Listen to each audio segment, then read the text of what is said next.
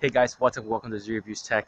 Welcome to the camera review video for the Ulefone Power 3. I'm currently filming using the Ulefone Power 3's front camera, and right now it's negative 10 degrees and it's really cold and I'm freezing. So before I freeze to death, let's stop this video and get on with the full camera review for the Ulefone Power 3.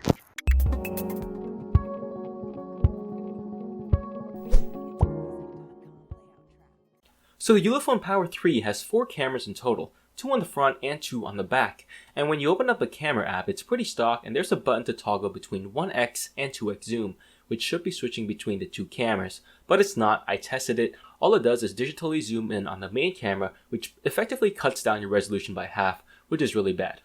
So let's talk about the camera quality when you have 1x zoom. It takes some very good photos and some very bad photos as well. The good photos have lots of detail. It has very pleasing color saturation and nice tone, and some very nice bokeh or background blurring as well, which looks very nice.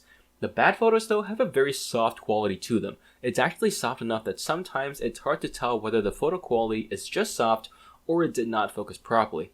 It can take some pretty decent photos, but in my opinion, the Ulefone Power 3 is more erratic than the Ulefone Power 2, which takes more consistent photos. The Ulefone Power 3 instead takes some really good photos and then some really bad ones.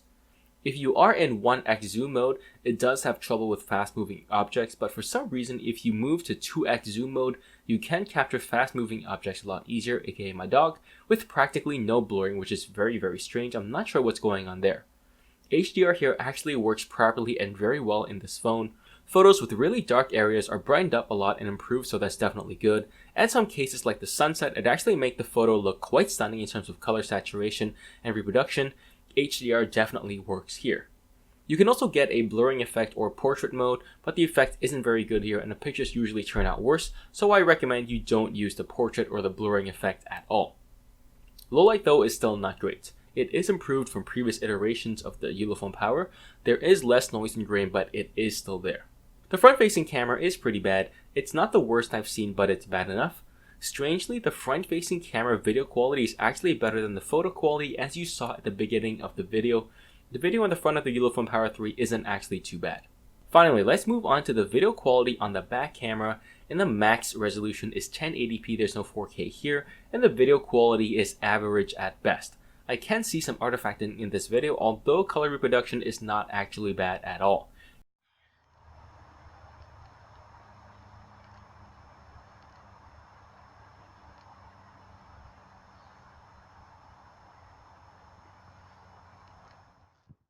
Okay, so let's wrap up the Ulefone Power 3 camera review.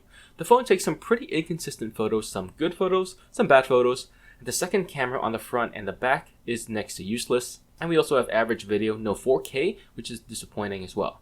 So because the Ulefone Power 3 can take good photos, then the problem here is the software, not the hardware. Unfortunately, Ulefone is not one of those companies that just abandons you and stops supporting the software, so it could be fixed in the future. Let me know what you think in the comments down below. Likes and subs are appreciated. Thanks for watching, and I'll see you guys in the next one.